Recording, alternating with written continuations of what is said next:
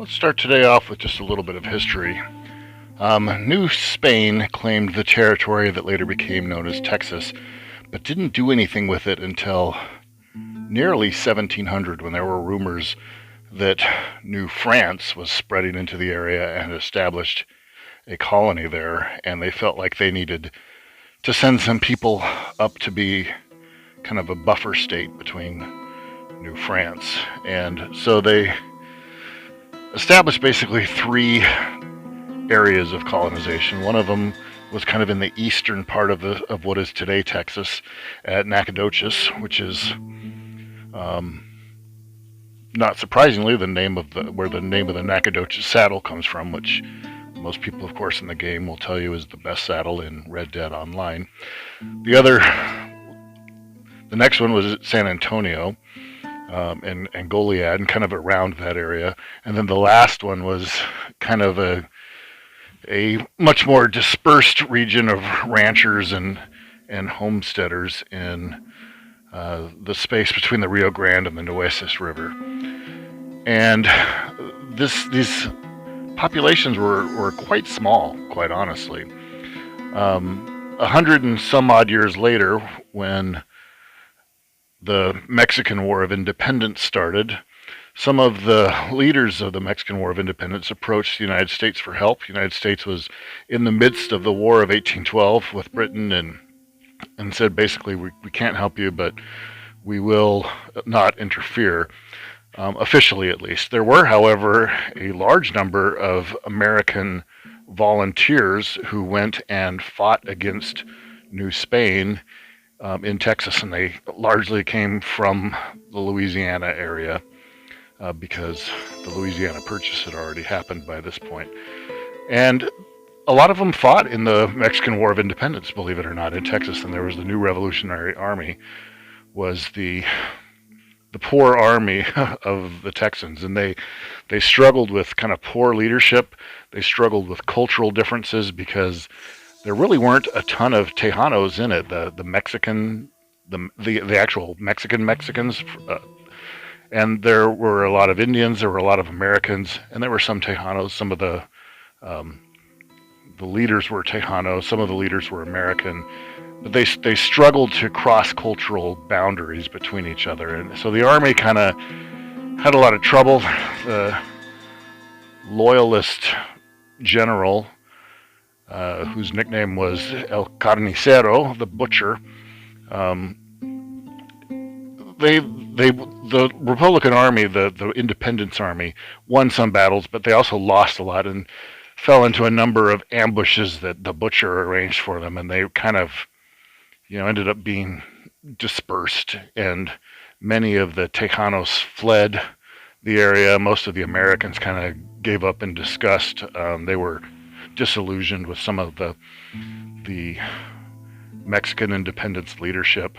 The butcher actually rounded up most of the settlement of Nacogdoches, marched them to San Antonio, and systematically put a ton of them to death for better part of a year. He executed 4 of them every day, and many of the others who were not caught up in this, like I said, they fled the state of Texas.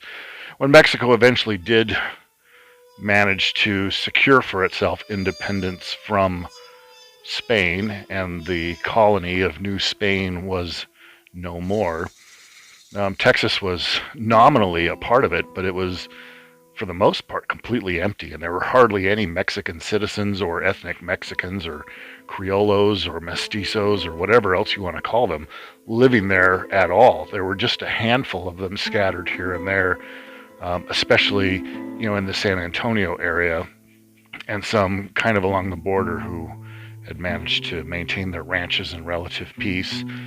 And that was kind of the state of affairs. Mexico actually didn't have anything that they wanted to do with the territory either. And in fact, Mexico struggled for some time with establishing itself because a lot of the regions of Mexico did not see any particular loyalty to Mexico. They did not see themselves as having much in common with Mexico other than a former Spanish heritage. And there were actually no fewer than 5 different territorial revolutions within the state of Mexico, 4 of which were successfully defeated. One of it, which we'll get to later, was successful. So when Stephen F. Austin approached the Mexican government in the 1820s, 1830s, this wasn't that long after the Mexican War of Independence, and he said, look, you got all this totally empty territory.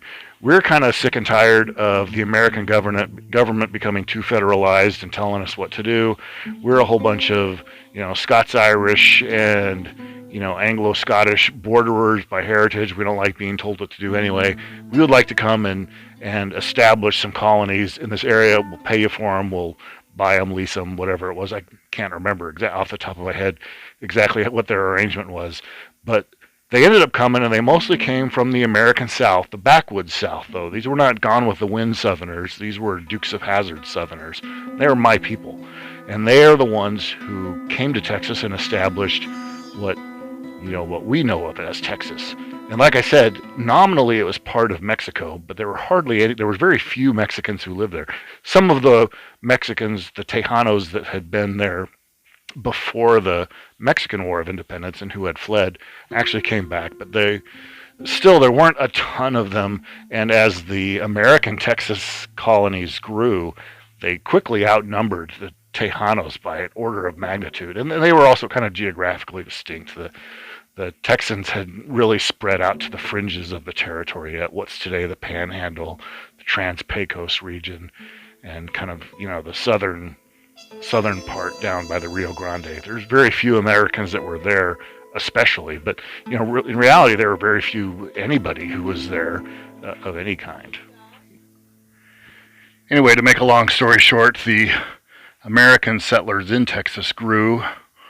The Mexican government started to become a little bit nervous about them, or thought that maybe in part because they were relatively prosperous, they could be taken advantage of. They altered the deal and told the Texians to pray that they did not alter it further. The Texans, however, were a particular breed. They were, like I said, they were not Mexicans. They were not just any Americans either. They were the descendants mostly of the borderers, which were kind of Anglo-Scottish border country people and lowland Scots in northern England. At the time, there was very little difference between the English and the Scottish, and they interchanged, intermarried, intermixed freely, and they were kind of a fractious people. Neither the Scottish nor the English crown had a lot of control over them, and they kind of lived in a pseudo-heroic, if you will, state of being where they, quarreled and fought and had feuds and, kind of lived a semi-violent life in a lot of ways. They were finally pacified in the 1600s. The region was kind of finally pacified by the English crown.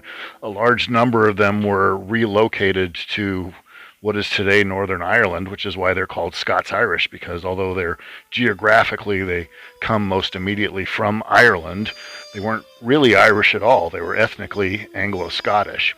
A whole bunch of them came to America about 1700, and from then on, most of them kind of did not stay in the urban centers, went more to the backcountry and became, backcountry trappers, farmers, hunters, moonshiners, whatever you want to call them, who kind of practiced a way of life that was extremely independent and kind of clannish and almost tribal in a way, and resented any authority.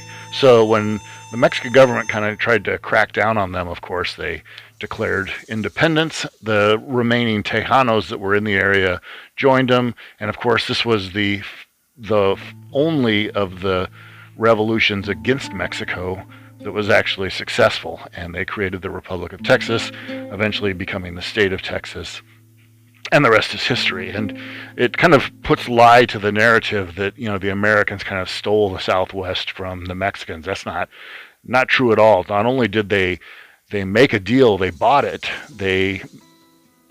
In fact, the Mexicans tried to steal it back from the Texans after they had allowed the Texans and allowed the Texans to pay them for the privilege of living there. And the Texians said, no, you're not doing that. And that's kind of how, it came to be that Texas was an Anglo-American community with only a little bit of Tejano.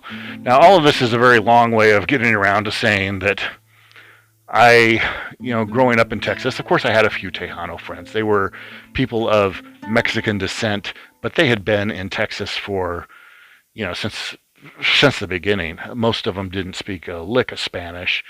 Many of them had intermarried with Americans over the years. In fact, the best friend I had who was of this heritage, or really kind of the only one that I really hung around with all that much who was of this heritage, ended up marrying about the whitest girl you could imagine. She was super fair, had freckles, red hair, blue eyes. And that's kind of what was happening to the Tejano community, is they were gradually becoming assimilated, and they had some regional pockets where they were maintain some coherency and cohesion, but in the rest of Texas, they kind of just assimilated into the Anglo-American community that was there. And of course, this was in the 80s. This was before the incredible invasion of Hispanic peoples from across the border. So there weren't a lot of them, and we kind of called them Mexicans. We called them wetbacks because they had obviously Mexican heritage, but we knew that they weren't really Mexicans. All this is, again, a long ways of saying, in casting out for names to call some of my outfits, and my theme for today was Mexican type outfits, I actually wanted to call one of them Wetback. And Rockstar, who was supposedly famous for rejecting political correctness, of course, had made that a quote-unquote profanity, and I couldn't use it, so I had to spell it badly. I've got 3 outfits for you today: hot, average, and cold.